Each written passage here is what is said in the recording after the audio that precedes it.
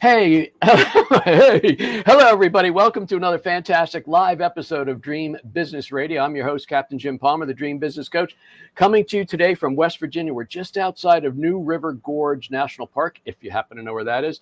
This is episode 605. My very special guest is the founder of Profit 911, Justin Miller. Justin, how you doing today, buddy? I'm doing good, and kudos of making it to 605. I think my podcast has like 50 episodes over the course of 5 years, so no small feat. And it's no secret. I'm ending the podcast, which I started, I think, in 2009. I'm ending it end of June. So I guess that'll be maybe 611 or 612. But it's a lot of work. I mean, it's in a way it's not, but it's just one of those building blocks of a great marketing program. Anyway, folks, you're going to love this show. If you're an entrepreneur, small business owner, everybody knows that it's far easier to sell more profitable sales to a previous customer than it is always trying to sell to new customers. And so many small businesses focus so much of their marketing dollars and their efforts on new customer acquisition, when in reality, it reminds me of Dan Kennedy saying a lot of businesses, they get a sale to make they get a customer to make a sale, but the smart ones make a sale to get a customer. I always get that wrong. But when you have a customer relationship, that is an asset. And what I used to say back in the day, Justin and I were just commiserating or reminiscing, I guess. I used to do videos, and I did one where it was called Entrepreneurial Malpractice, where if you don't maximize the profit potential of each and every customer relationship, you are committing entrepreneurial malpractice. A little bit of fun there. Anyway, Justin, in case you don't know, he's the founder and president of Profit 911 Consulting, where he and his team teach entrepreneurs and small business owners what works well in marketing, and just as importantly, what doesn't work, because they have literally done tens of thousands of marketing experiments, and he shares that with his clients. That's why he's done so well. His goal, just like mine, has been for the last 23 years, my goal for the last 23 years is to help clients grow their business and make more money and have more free time, or in my language, have a dream business. Justin has appeared on dozens of TV shows and radio stations. He travels internationally and speaks for groups, and also writes for multiple international publications. And today he's coming to us from East Moline, Illinois. And I would say, most importantly for today's discussion, just like me, Justin's a newsletter man. Remember, hey, you're a newspaper man, but no, we're newsletter men. He's a total believer in the value of a good customer newsletter. And if the cat's really out of the bag, Justin is also the owner of No Hassle Newsletter. So anyway, Justin, again, welcome to Dream Business Radio. It's really exciting to have you here. And we're both dinosaurs, We are dinosaurs. I'm a little bit more of a dinosaur than you are, but anyway, hey, well, speaking of that, we may be slightly different in age. I'm really getting ready to retire and drive this motorhome around the country, and I don't have to worry about Wi-Fi anymore. But we've been on similar paths for a long time. I remember meeting you, I'm going to say about 10 years ago at a GKIC event. I think it was Dinosaur Marketing was kind of your sister company to Profit 911. Do you remember that by any chance? So, I mean, we're all in on Jurassic Marketing as a branding thing now. Oh, Jurassic. Sorry about that. At that point, Profit 911 would have been the lead on everything. So right now, we're kind of in this weird transition period. But yeah, I was all over the events in the Dan Kennedy, Planet Dan world, and still am. Yeah. But we've devolved into direct mail only at this point. Very good. And yeah, you're one of the leaders in the direct mail market, which makes this kind of marriage so special. Let's dive in and cover some ground for entrepreneurs who might be new, still wondering if a good old paper and ink.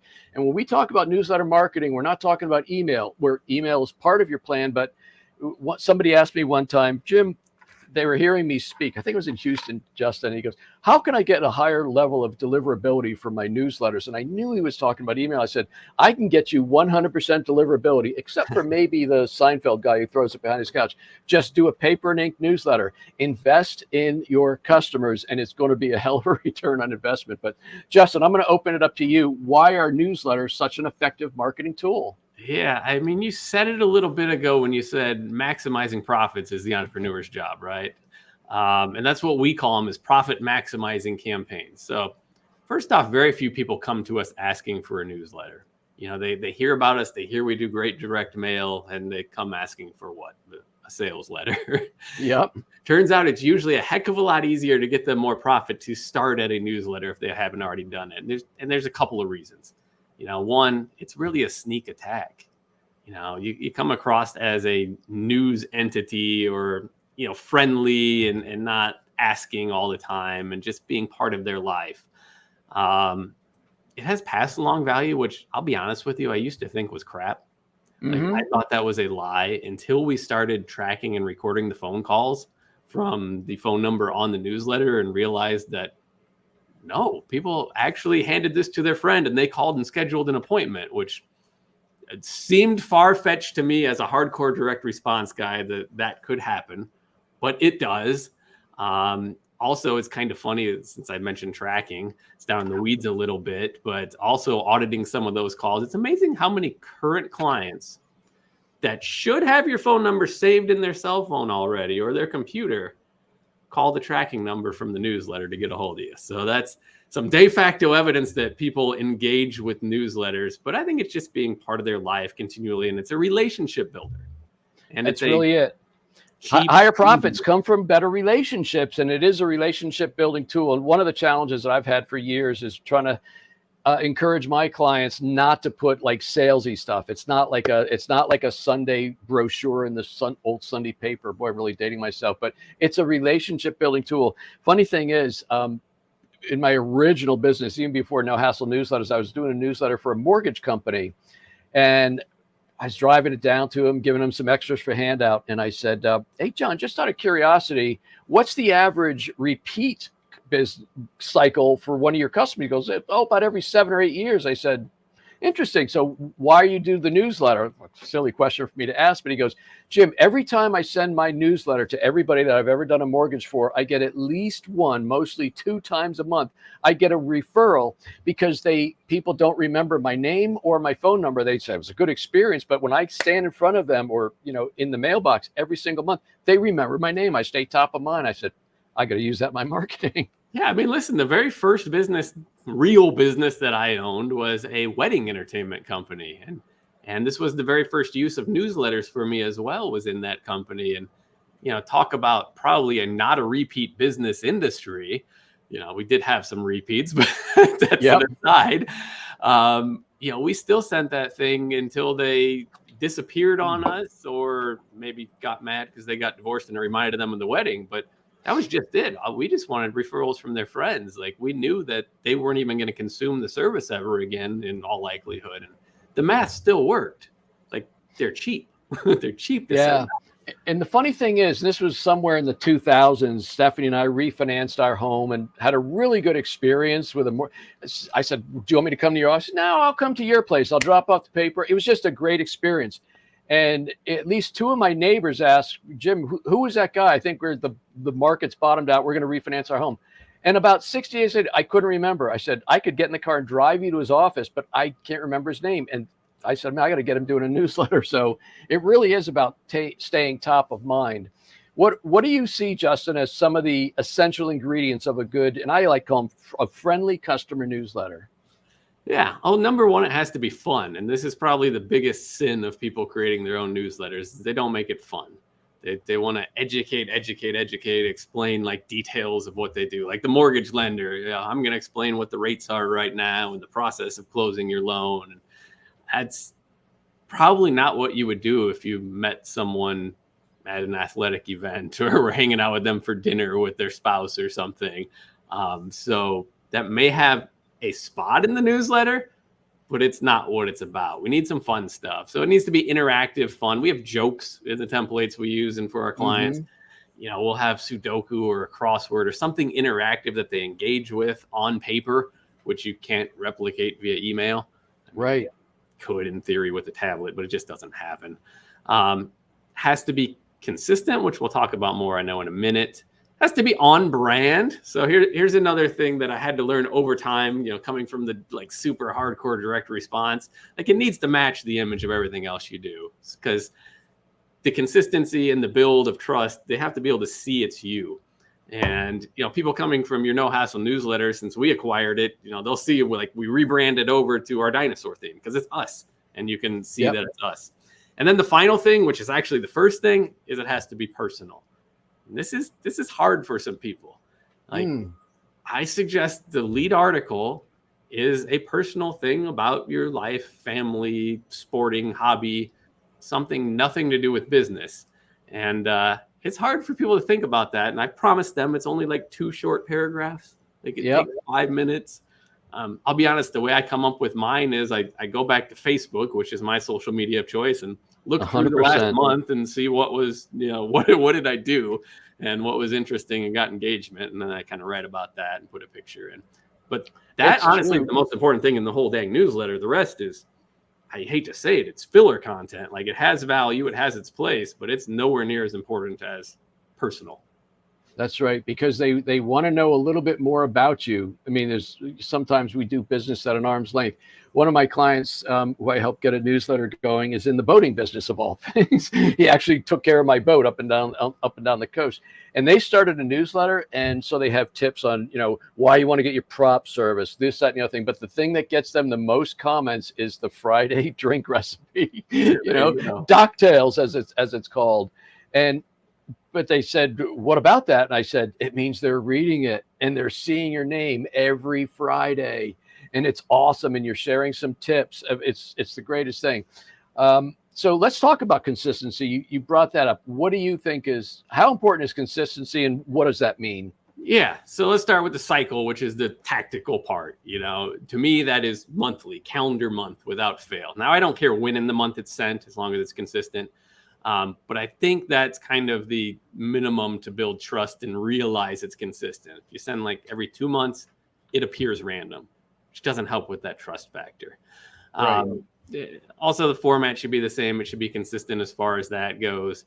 But really, that's what builds that magic. And a lot of it, again, direct response in me hates to say top of mind awareness, but that's what we're doing. And it clicked when I understood why that mattered. And it has to do with irregular sales cycle or long lead time on a sales cycle.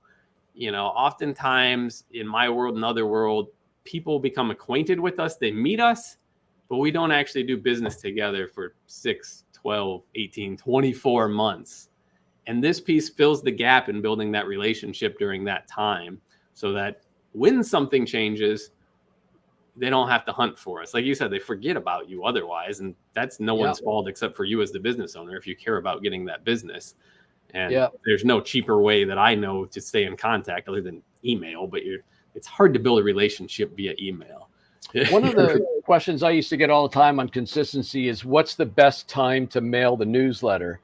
I'm curious what you think, but I always told people it doesn't matter at what point, but if you mail your newsletter on the 1st or the 10th or the 27th of the month, make that your mail date. In other words, make it part of your program that your newsletter mails, and therefore hopefully postal service notwithstanding writes the same 1 or 2 day period every single month.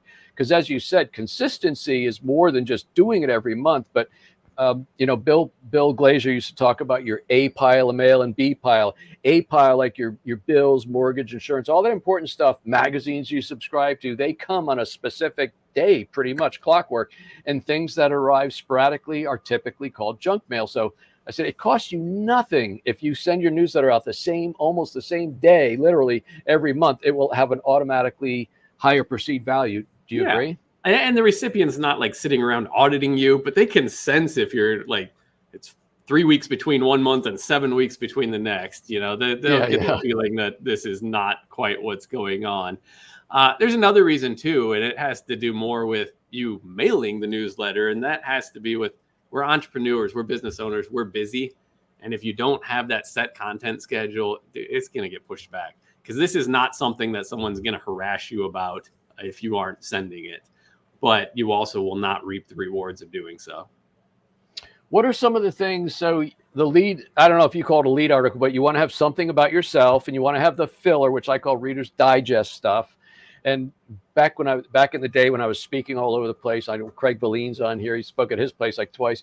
But, people question that kind of content. Reader's Digest, I don't know about today. I don't even know if it's still around, but it was the most subscribed to magazine. And it was literally front to cover, just not anonymous, but assorted little factoids and stuff and interesting things. And that was a big thing for me. The other thing which I like to share, not too much in a hard hitting business manner, but telling your customers what else you do. And the story I would usually share is like, if somebody comes and they buys one of your products and they have a good experience, maybe they even do repeat business, come back and blah, blah, but they don't know about all the 10 or 12 or 52 other things that you have in your business. So, by sharing some of those things in some kind of a success story, it tells people who know you for one thing that you can do all these other things. Yeah. And on that point, real quick, that was a struggle when Profit 911 had digital marketing and direct mail services. And we had to send a whole dang catalog to get that point across. And still, we had clients of 3 years that didn't know we did X. And you don't want to confuse them with that. So the newsletter is a good spot to just kind of highlight, let them draw their own conclusions. Like you said, if you can do a case study or talk about a client using a service, even better, because it's not salesy. But that is a key factor I think a lot of people forget, is that just because we know what we do, others don't. That's right. Do you do freestanding inserts? Is that part of your direct mail business? Do you do them with the newsletters? I'm sure it's part of your direct mail, but what do you think about freestanding inserts? Yeah, so freestanding insert in a newsletter has a unique ability to advertise that the rest doesn't. So if you want to run a blatant advertisement, a promotion, something with a price, I believe you are best served to have that look, feel different than the newsletter and not mess with the integrity of the relationship building. Right. So that would be an insert smack in the middle. You do whatever you want there. It comes across an advertisement, and that's fine, and it has its place, and it will be effective, by the way. I don't like that taking up content space in the rest of the newsletter. It just seems that that's been the winning formula as far as that goes. So we have some clients that consistently every month have one. We have some that just, maybe they have a seasonal promotion or something. And any of that's fine, but I do think you should have that separation because it doesn't mess around with the core content. I guess the best analogy I can give is if the newsletter is building relationships for you. The parallel would be like on Facebook, you're putting out content, building a relationship, people are getting to know you. Putting an advertisement in that core content would be the equivalent of messaging the friend about the new MLM you're in out of the blue and trying to sign them into the group. That's the feel it has if you screw that up. And we've all been on the receiving end of that, I think. So that's where FSI is good.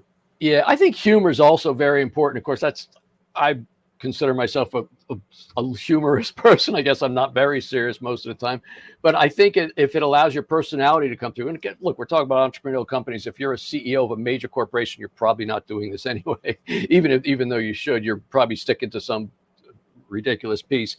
But for entrepreneurial companies, small business owners and things like that, let them know a little bit about you. Part of my story, which I know I've told it in my book and from the stage, when I discovered the power of newsletter marketing, I was 21 years old and managing a bicycle store. And the first, this is back when Lycra shorts with a padded crotch were brand new. Today, they're like, you can wear them down the street, nobody cares. But it was like, what the hell's he wearing? But it allowed you to write. And so I talked about the cycle shorts, and the headline I came up with, how I ride 4 hours instead of 40 minutes without a sore butt. And that was like the headline, and people read it, and people started coming in, show me the shorts that I can ride 4 hours, right? It was like a secret. And then they started buying the shorts. And I went, wow, that's pretty crazy. The newsletter, it was a 2-page black and white on a typewriter. This is pre-computer. And I mailed it out to about 800 people, and it started selling these shorts.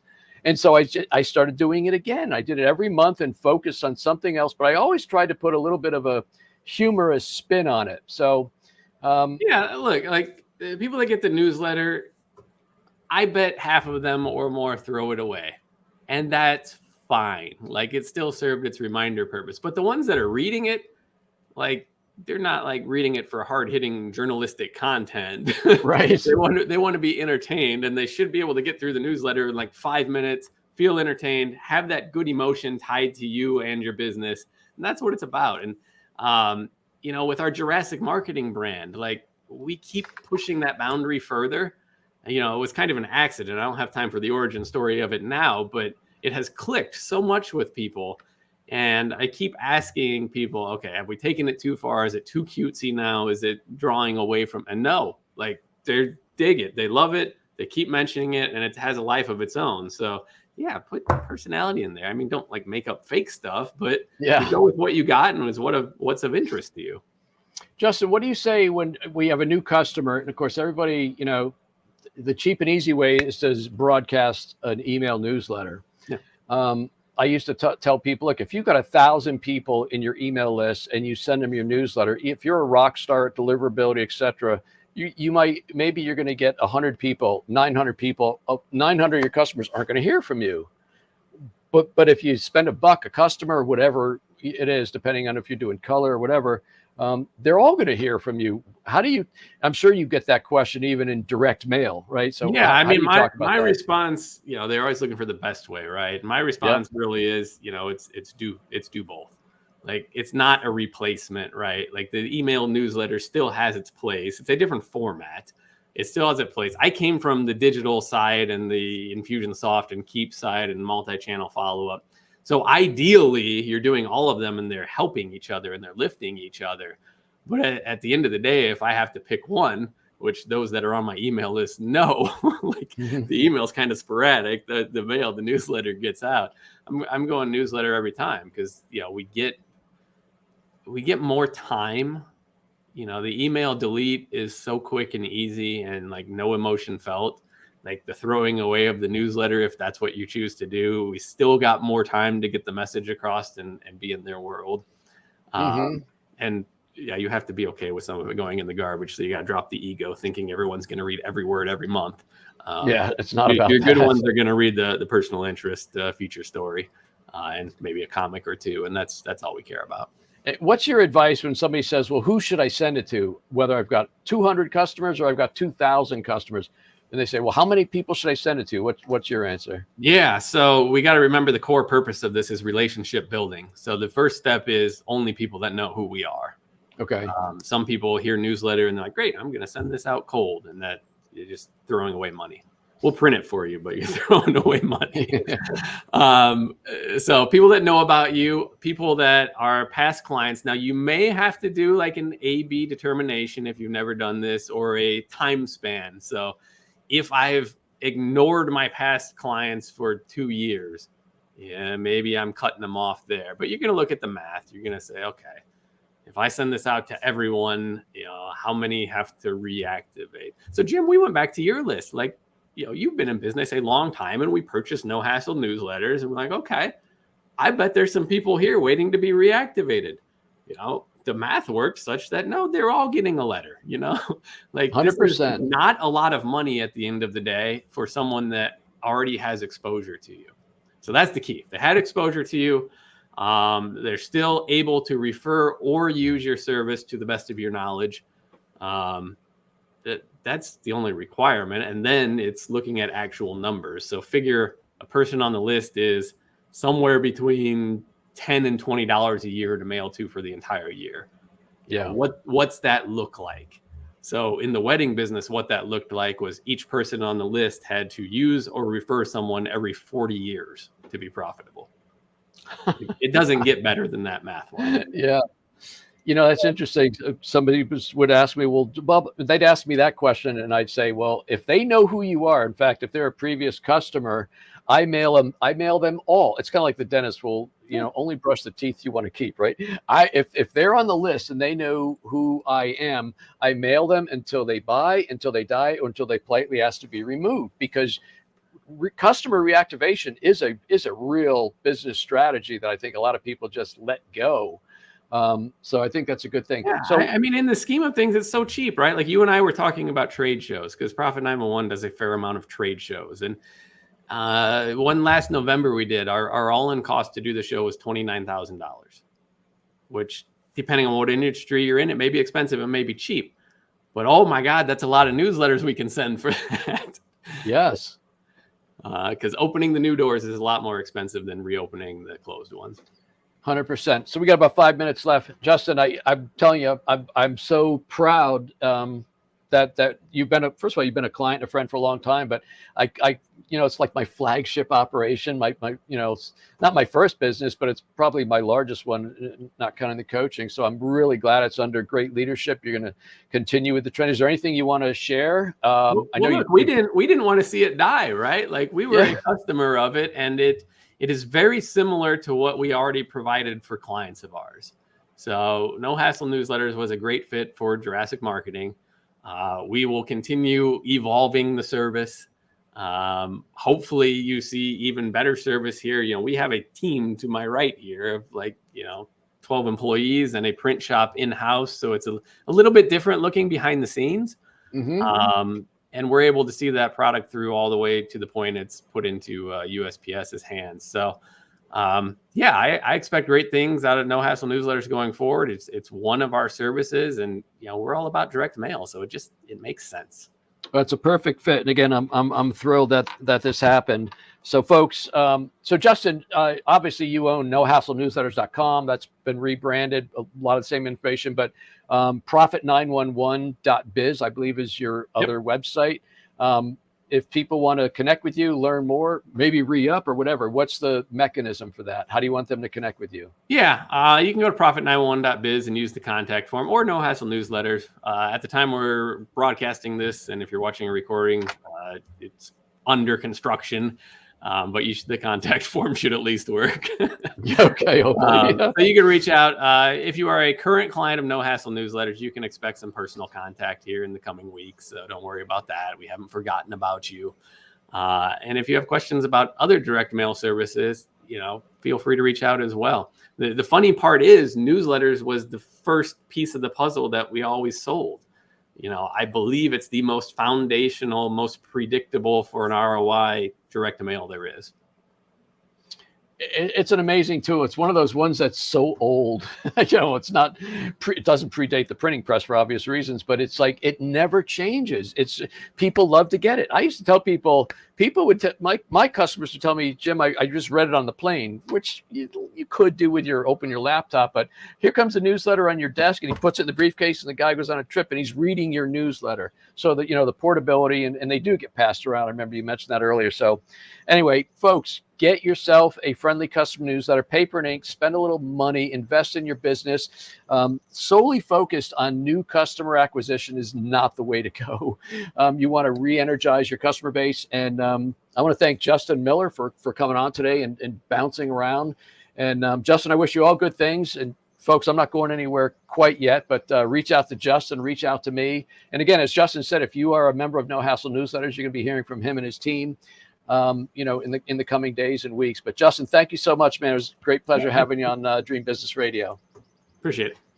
Hey, folks, that wraps up this very special interview with Justin Miller. He is the founder of Profit 911 and the new owner of No Hassle Newsletters, and I'm very, very thrilled about that. You can connect with me at getjimpalmer.com. But that's it. Until this time next week, another fantastic interview. I'm Captain Jim Palmer, the Dream Business Coach, and you take good care.